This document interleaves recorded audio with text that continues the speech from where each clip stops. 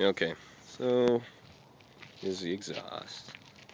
It's got it hooked up. Had to cut into the bumper a little bit to get it to sit right. Kind of give you an idea. The shadow's kind of in the way on this.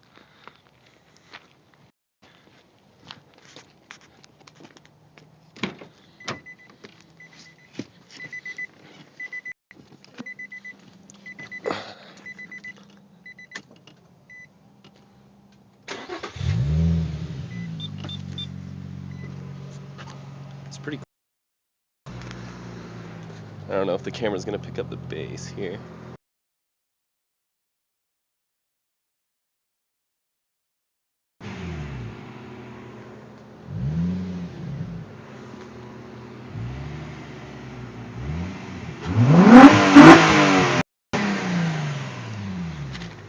Kind of has that little after note.